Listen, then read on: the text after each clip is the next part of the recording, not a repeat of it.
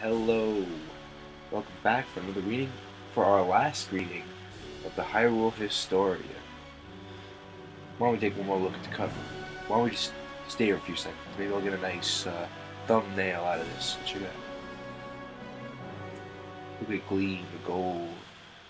Yeah. A little longer. A little longer.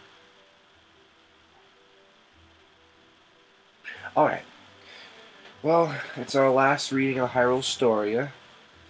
Very heartbreaking. I really like doing this, and I'm really glad you guys joined me on this. But all good things must come to an end. So let's begin. Character changes in character design. With each incarnation of the series, the appearances of the characters have evolved. Here we take a look at the changes in the order in which they appeared. 1986, The Legend of Zelda. The original Zelda established Link's now familiar style, a sword, a shield, and green garb. 1987, The Adventure of Link. In The Adventure of Link, our hero is now 16 years old. As a result, he appears more mature than in the first title. 1991, A Link to the Past. The Triforce and a bird appear on Link's shield for the first time. The design of this shield was carried over to other games in the series, though it underwent many variations, for good reason. 1998, Ocarina of Time. Two generations of Links appear in this time-traveling adventure. Their appearance had a great influence on the protagonist's designs in later games of the series. 2000, Majora's Mask came out in 2000. I feel old. Ooh boy. Majora's Mask. Though the Link from Majora's Mask is the same as the Link from Ocarina of Time, he looks a bit more adventurous. Perhaps he has matured following his battle against Ganondorf, and I definitely would agree with that. Alright, it's weird how they do this. 2001, the Oracle series, there's no mention of anything. They probably just figured that he looks pretty much the same as the last one. 2002, The Wind Waker. The debut of Cat Eye Link. I guess that's the nickname they have. And people call him Toon Link, but that's a good one too. His design has since been adopted by the portable entries of the series. 2003, A Link to the Past and Four Swords. The debut of multicolored links to align with the game's multiplayer capabilities. The four links appear once again in Four Swords Adventures, the game's sequel. The 2004, The Minish Cap. Again, no comment. 2006, Twilight Princess. The first appearance of adult Link in 1998's Ocarina of Time. For the first time in the history of the series, Link is right-handed, though only in the Wii version. I like that. I actually wanted to talk about that. I forgot about that. I always thought it was interesting. In all of the Links, there is only one that is right-handed. Now, before you say Skyward Sword is another one. I would say that the Twilight Princess Link is ambidextrous, meaning they can be both left-handed or right-handed by choice. And in the GameCube version, Link is still traditionally left-handed. But in the Wii version, it was recognized since the sword's now going to be controlled with the Wiimote. A lot of people are right-handed, so it would be confusing. So they completely flipped the game. If you play the Wii version and the GameCube version together, it's a mirror reflection of each other, which could be a nice challenge. I never got the GameCube version. I just got the Wii version, but who knows, you know? But yes, and Skyward Sword's Link, he is fully right-handed. I will say that. 2007, Phantom Hourglass. 2009, Spirit Tracks, no comment. And 2011, Skyward Sword, no comment. Wow. Lots of links here. Why don't you take a look? Lots of links. Look at all damn links. All damn links. There's usually a couple of gaps between Zelda games, because Zelda games take a lot of time and effort to make, because they put a lot of care and consideration into them. And each NES, like the NES had two a year after, the Super Nintendo got one. The GameCube, the GameCube got two, The Game Boy Color had one. Oh wait, no, I think they had two. Who knows for sure. The Game Boy Advance had two. The GameCube had. I'm not gonna count Twilight Princess two.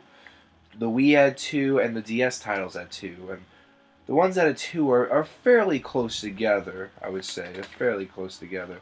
Link pretty much appeared on every Game Boy console. I mean, every Nintendo console, both handheld and home console. Like any other really popular Nintendo series, which they honestly they've been lacking lately. There hasn't been a Metroid game in a long time. After Other M, they probably want to brainstorm some ideas. Miyamoto is very excited to make a new Metroid. There was no F-Zero game for the Wii. Miyamoto's planning on doing that too. There's gonna be I heard there's gonna be a Star Fox game for the Wii U because, again, there has been one for the Wii after the negative comments on Star Fox Adventures.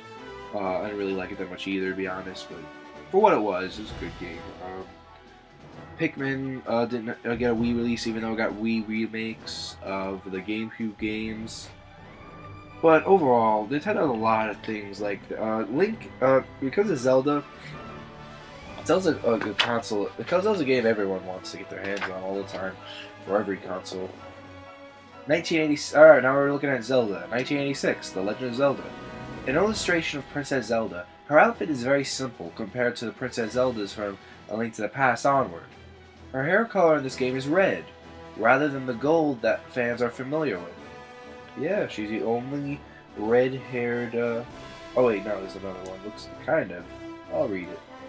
1991, A Link to the Past. The first Princess Zelda to have golden hair. Her designs determined the look of the Princess Zeldas that followed. A Link to the Past was a very, it was a game that really pushed, the pushed thing. There's no, Link, Adventure of Link, I guess because Zelda wasn't really in that game all that much, because it was Link's adventure, but who knows. 1998, Ocarina of Time. As with Link, 2 generations of Zelda appear in the game. It also marks the introduction of her alter ego, Sheik, which only appeared that one time. 2001, The Oracle series. This incarnation of Princess Zelda has more exaggerated proportions, making her appear cutesy. The design of her outfit emulates from adult Zelda from Ocarina of Time, and it does. It's very close. 2002, The Wind Waker. The debut of Tetra the Pirate. She doesn't appear in her familiar princess form until the final portion of the game. 2003, A Link to the Past, Four Swords. Yeah, there's only one redhead Zelda. I'm going to decide on that. Princess Zelda as she appears in Four Swords. The large ribbon adorning her head is one of her hallmarks. 2004, The Minish Cap, no comment. 2007, Phantom Hourglass, no comment, but it is Tetra. 2006. 2006, Twilight Princess. This incarnation of Princess Zelda is the most mature of any Zelda in the series so far. She takes on a frightening form when she is possessed by Ganondorf in the final portion of the game. 2009, Spirit Tracks.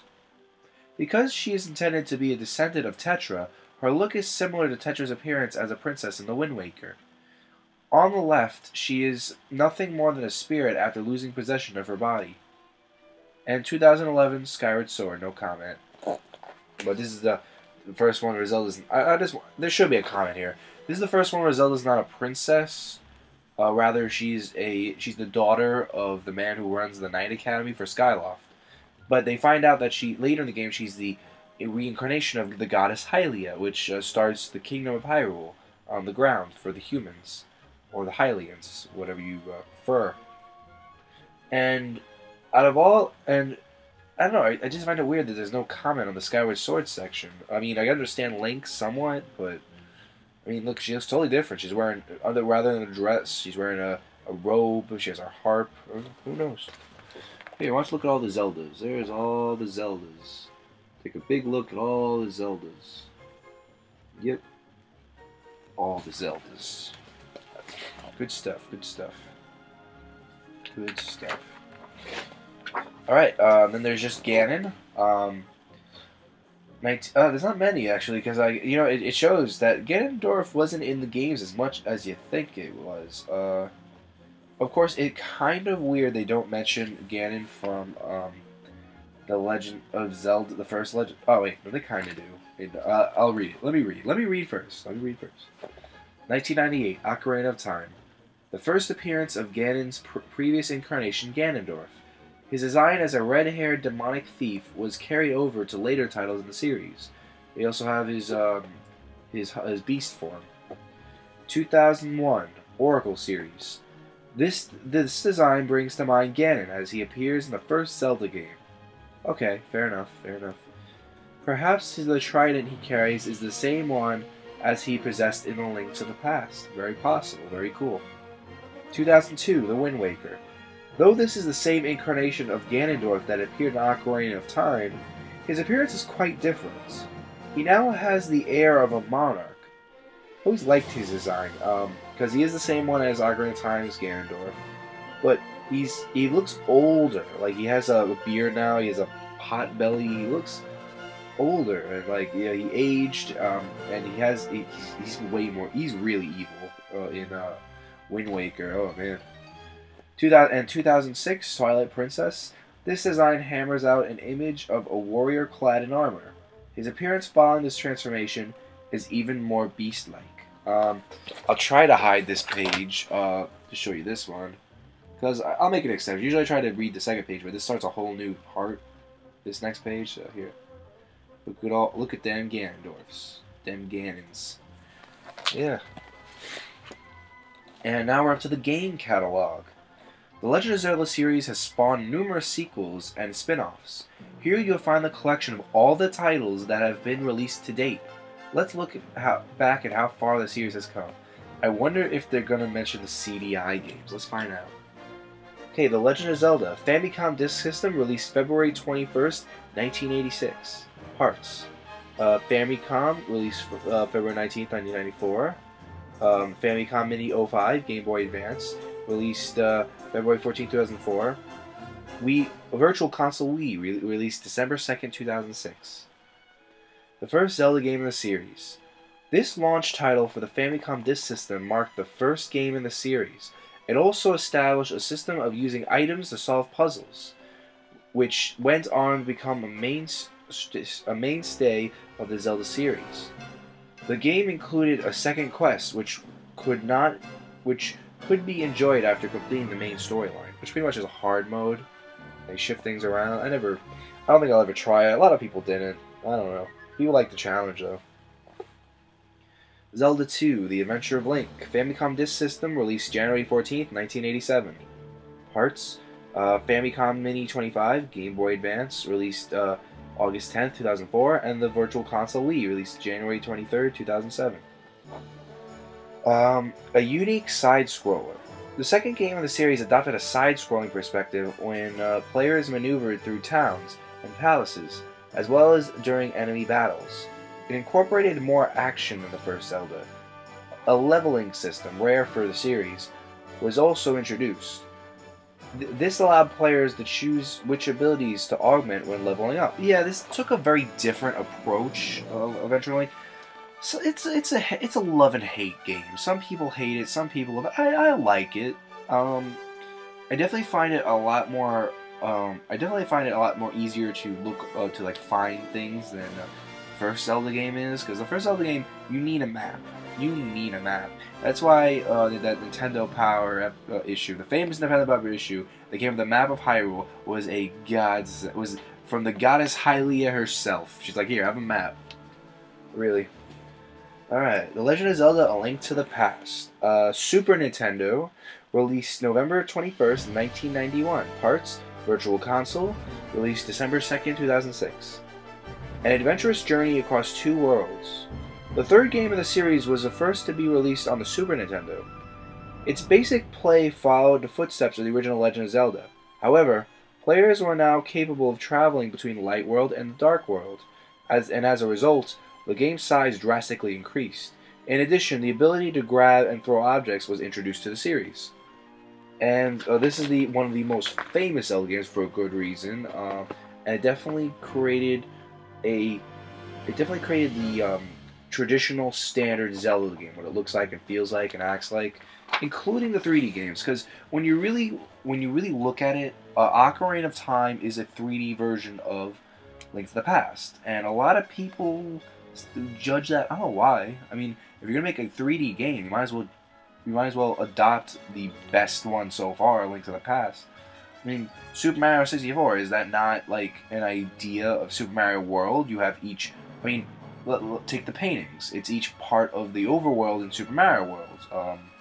Like let's say Donut Plains is Womp's Fortress. You know, like and you get to the end of the level, you achieve objectives, you know, but in a new perspective. That's what I'd like to think.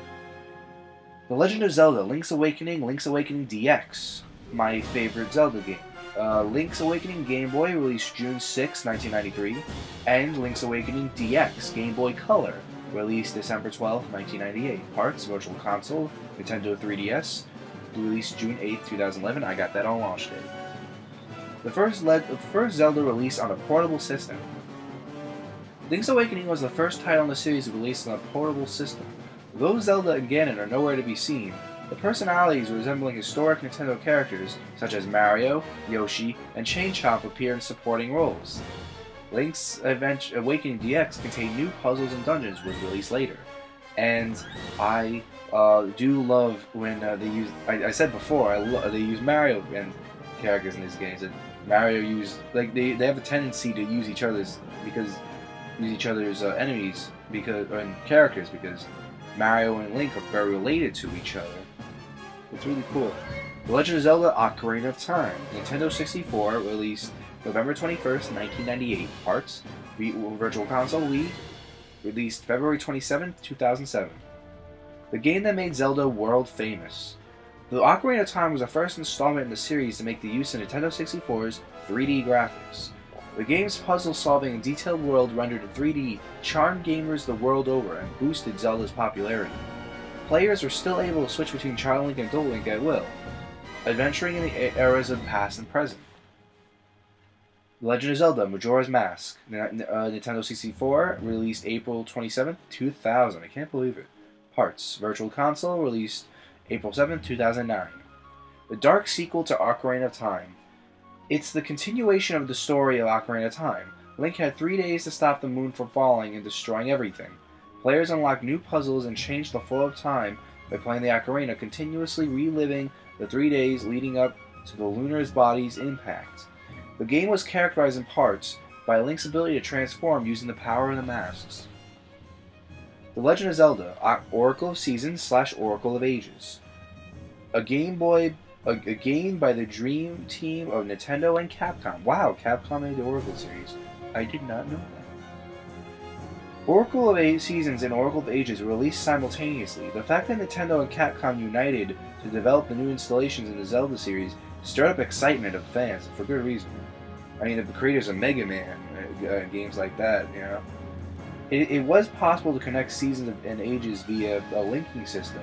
Players can unlock new dungeons and items by inputting passwords obtained during their ventures into the companion game. That's cool. The Legend of Zelda: The Wind Waker, the debut of Cat Eye Link. I like Toon Link better. I'm just gonna say that now, but whatever Nintendo wants to call him. This game adopted a technique known as cell shading. The animated 3D graphics fully rendered Link's facial expressions, breathing new life into the series. In contrast to the landlocked settings of the previous games, The Wind Waker took place on the ocean. Players controlled a boat traveling between islands in order to solve puzzles. The game could also be connected to the Game Boy Advance, making cooperative play possible for the first time in the history of the series. They also have a little cliff note: The Legend of Zelda: Ocarina of Time The Master Quest. This limited edition disc was distributed as a bonus for pre-ordering The Wind Waker.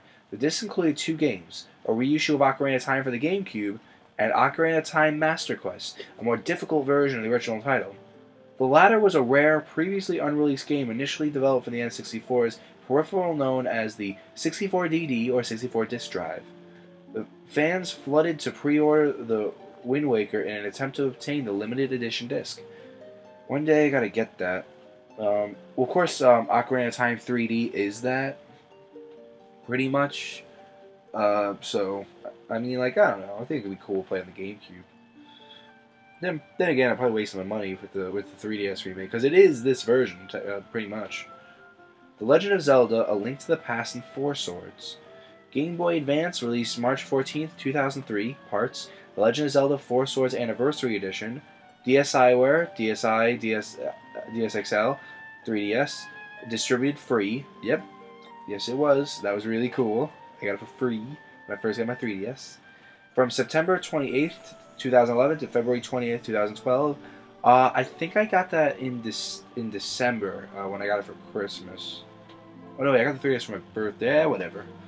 A reissue that added new content. This game was a reissue of Link to the Past for the Game Boy Advance.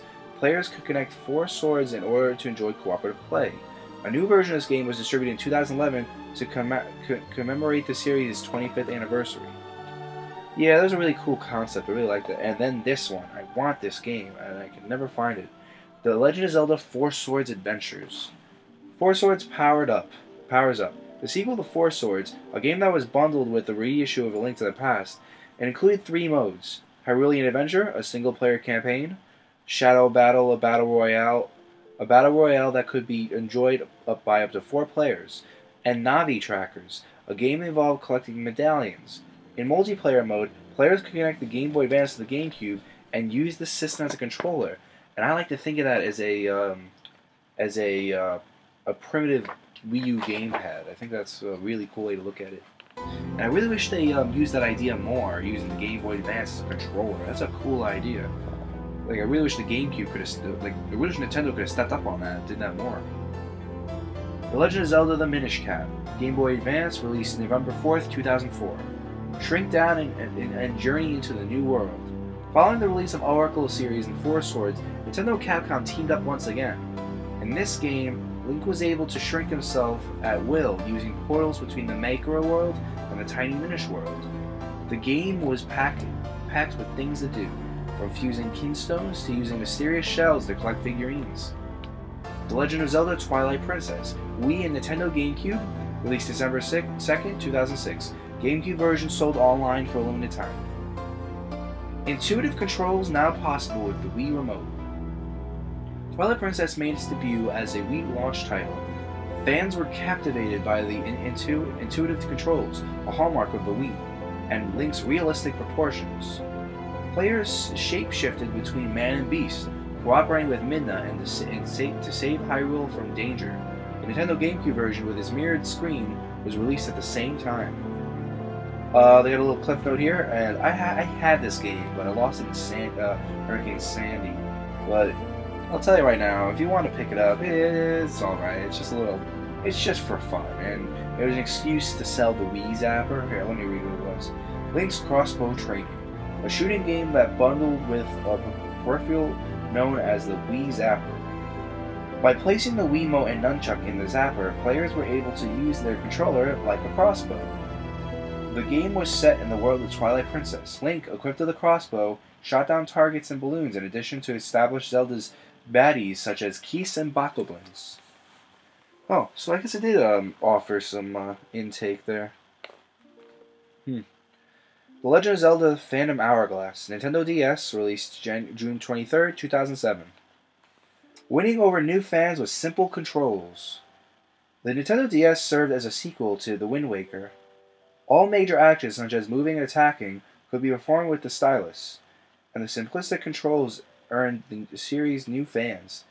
In addition, the game came equipped with capability to write notes on the bottom touchscreen, the hallmark of the DS. A 2-player battle mode was also included, which could be accessed via the DS Wi-Fi or wireless connections. The Legend of Zelda: Spirit Tracks. Nintendo DS, released December 23rd, 2009. Princess Zelda teams up with Link. That's why I'm interested in this game. In the sequel to Phantom Hourglass, the basic system of the play was identical to its predecessor, but the setting was switched from sea to land. Link's means of transportation underwent the biggest change, with Link traveling by train rather than by boat. Spirit Tracks also marked the first time in the series that Princess Zelda partnered up with Link on his adventure as a playable character. The princess's body was possessed by a phantom in the dungeon. Her spirit cooperated with Link to solve puzzles and progress through the game. The Legend of Zelda: Ocarina of Time 3D, Nintendo 3DS, released June 16, 2011. The next evolution of the masterpiece, now on 3DS. The update of Ocarina of Time was released on the 3DS. The game was more than a reissue. It featured a number of improvements on the original, such as beautiful 3D graphics, the convenience of storing and using items via bottom touchscreen, and viewing mode to make the use of the gyroscope. Players could also try their hand at the more challenging Ocarina of Time 3D Master Quest after clearing this game. Yeah, it looks really good. If I had to suggest someone buy an Ocarina of Time and try to get into the Zelda series, 3D Zelda games I should say, buy the 3DS version. It looks great. The models look amazing. Everything looks very smooth and out. They still have that blockiness that polygon graphics made, but I'm not complaining that much. Textures look good. Everything looks good. And the Master Quest is in that game, so you're pretty much buying the GameCube thing from Wind Waker, except with a convenient touchscreen, which when a Zelda game comes out to the Wii U, I'm looking forward to how they're going to use the touchscreen. Because I love the Twilight Princess, the Wii version, selecting with the motion control, with the Wiimote. And this is going to be even easier with the touchscreen. That's what I've been noticing so far with the Wii U. Elusive... Wait. Where's Skyward Sword? Huh. I guess they never mentioned it. Where is it? Wow. Did I skip it? No. It's weird. I guess it's... You know what? I figure they have a whole front chapter on it. They probably don't bother. I don't blame them. I mean, it's good to go in detail. I liked how they would start with Skyward Sword because it's most unfamiliar to people at this moment in time. It's the beginning of the timeline, so it's very important to elaborate on that first before you delve into the rest of the book. So I guess they just don't add it in here. But yeah, anyway, elusive and rare Zelda titles. Here we introduce some rare Zelda titles that are now difficult to obtain or can no longer be played. They didn't mention the CDI games. Tis Nintendo. They existed whether you like it or not. I don't like it, but they existed. I'm just saying. The Legend of Zelda Collector's Edition. The compilation was distributed via Club Nintendo in 2004 and could be attained by trading in points. In addition to the games listed below, the compilation also included a collection of famous scenes from past titles, enticing the fans. Because the disc is no longer being distributed, it has become difficult to obtain. These titles included The Legend of Zelda, The Adventure of Link, Ocarina of Time, Majora's Mask, and the demo of The Wind Waker. Wow. Looks like America didn't get a release, it's just a European version and a Japanese version. BS, The Legend of Zelda. Huh? These games were broadcast via the Satellite of View, a satellite modem for the Super Nintendo. Two titles were created for the system, BS The Legend of Zelda, based on the first Legend of Zelda, and BS The Legend of Zelda Ancient Stone Tablets, based on A Link to the Past. Because Stellaview broadcast ended in 2000, these games are unplayable today. Wow, I never knew that existed. I guess it's just a Japanese thing. They have the Super Famicom picture here, so it must have been a Japan-only release. It's not a loss, though. It's only based on the original Zelda and Link to the Past. Alright, here we are, wrapping things up. A letter by Aijai Aonuma. Not good with Japanese names. If you want to pronounce... Last time I'm saying it for the whole series, people. If you want to pronounce my pronunciations, please do. Because I hate pronouncing wrong. I know how painful that is. He's the director and producer at Nintendo Corporation and series producer of the Legend of Zelda series. Here it is, people, the end of the game. They also show his Hyrule History, his work on the games. He pretty much started with Ocarina of Time until present day with Skyward Sword. Just to clarify. He started Ocarina of Time. Let's just keep it at that. This year we've been able to welcome the 25th anniversary of The Legend of Zelda, and it's all thanks to you. We've launched a number of campaigns to show our appreciation for the fan support the series has received. including holding a symphony orchestra concert in 3 major cities around the world and distributing 4 Swords Anniversary Edition for free via DSiWare. After all this, I found myself wondering whether there wasn't anything left over that we would be able to compile into a book. That's how the Legend of Hyrule Historia came to be. Now, I just want to make a comment. I was really mad because when the Zelda Orchestra was the Zelda Symphony was touring. They were in New York in Nintendo Land, and I really wish that they notified me of that like a few weeks ahead, because I would so take the time to go to Manhattan, all the way to New York City, and just go and watch. I would have loved to see them. I think they were in E3 last year playing. They're still on tour today. If you go on Club Nintendo, you can see their, or at least Nintendo's website in general, you can see their tour schedule. But they're nowhere near North America right now for the people who live in North America. Oh well. The book was divided into 4 sections. The first section, The Legend of Zelda Begins, tells the story of Skyward Sword, the latest entry in the series. The second, The History of Hyrule, is organized chronologically according to the eras of the Zelda series. The third is known as Creative Footprints, where we introduce artwork from the games, including rough sketches from the past releases. Finally, the fourth section features a special comic from the comic book queens Akira Himekawa. And that, correct me if I'm wrong. Creative Footprints contains a large amount of material that has never before left the halls of Nintendo. In order to help us compile this section, staff members were kind enough to go hunting through stacks of ancient documents, an experience akin to losing themselves in the depths of a dungeon. The History of Hyrule allows players to determine where the Zelda games position in the chronology of the series. One thing to bear in mind, however, is the question of the developers of the Legend of Zelda series asked themselves before starting the game was, what kind of gameplay should we focus on? Rather than the theme of Ocarina of Time, the first Zelda game I was involved with was, what kind of responsive gameplay will we be able to create in the 3D environments? The theme of Phantom Hourglass, which I helped develop for the Nintendo DS, was how can we make the game comfortable to control using the stylus, which is a good question, because a lot of games, they don't do that very well. Lastly, the theme can we use with the Wiimote Plus to allow players to freely manipulate the sword. Because the games were developed in such a manner, it could be said that Zelda's storylines were afterthoughts. And I felt that too, but it was very well thought out and very well done. As a result, I feel even the story of The Legend of Zelda in Skyward Sword was something that simply came about by chance. Flipping through the pages of the History of Hyrule, you may even find a few inconsistencies. I have. However, people such as the Mogma tribe and items such as the beetle that appeared in Skyward Sword may show up again in other eras. Thus, it's my hope that the fans will be broad-minded enough to take into consideration that this is simply how Zelda is made. I'm glad that's in there. I was thinking that too as I was reading this book. There was a couple, I'm sure you noticed there was a couple things that bothered me when I read the timeline. And I said in the Bickering Gamers segment I did on Zelda, I said, yeah, there's some BS moments in the timeline from what I knew of it before I had this book, and there is. But, nothing's perfect. I never heard of a timeline that was perfect. That's more than, 4 or 5 games. Never heard of that. There's always going to be problems. But for what it is, it was fantastic. It was well thought out and very impressive. Great work and good writing. That's the way I feel. You don't agree with me, but, I may be exaggerating a little, but I feel like developing a large-scale video game like The Legend of Zelda is similar to setting out on a voyage across the ocean in the distant past. I said that each installation of the series has a theme. For me, that involves coming up with a system that I've not yet had the opportunity to explore.